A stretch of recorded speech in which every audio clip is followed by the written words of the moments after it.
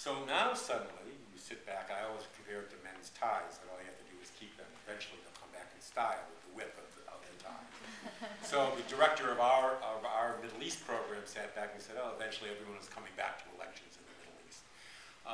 That is true, elections don't equal democracy, but I don't know a democracy that doesn't have elections, that people demand to vote for their leaders. It's part of the Universal Declaration of Human Rights, and it's part of the aspirations of people all over the world, and this is borne out by public opinion polls everywhere.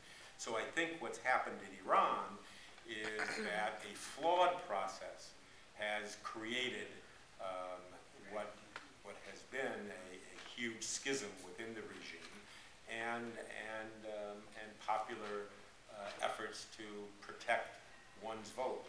I don't think there's a lot that the international community can do, particularly in a very visible and public way, and I think that's why, in my view, President Obama did the right thing.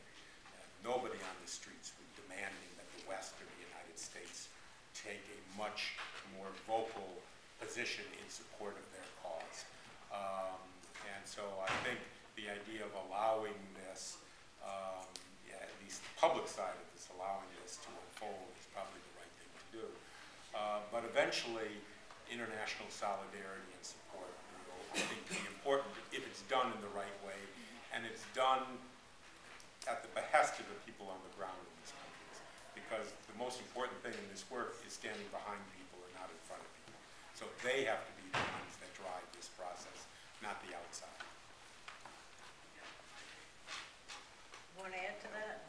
We haven't, UNDP hasn't been as heavily involved in the democratic political agenda in Iran, but our programs, for example, in women's empowerment and women's education, and even the MDG monitoring program in Iran, are forces for kind of increasing transparency, holding the government accountable for results, and those are the sorts of things that over time do have an impact on creating space for opposition or civil society and for other kinds of forces to develop. But I think that's part of what we're seeing in Iran, is even in the rural areas, which are assumed to be more supportive of Ahmadinejad, there are forces that seem to be developing contrary to his own desires. Yeah, and I think that's very important. I think what a lot of the people are trying to achieve on the streets of Tehran and in other cities around the country is they want to be something larger than themselves. They want to be part of the international community. They don't want to be isolated. They don't want to be insular. I think that was the message that President Obama delivered in Cairo, and I think it resonated in Iran, and I think that's why international engagement in Iran in programs like this give people a sense that they're part of something larger. And I think people are tired in Iran, are tired of being isolated. Thank you.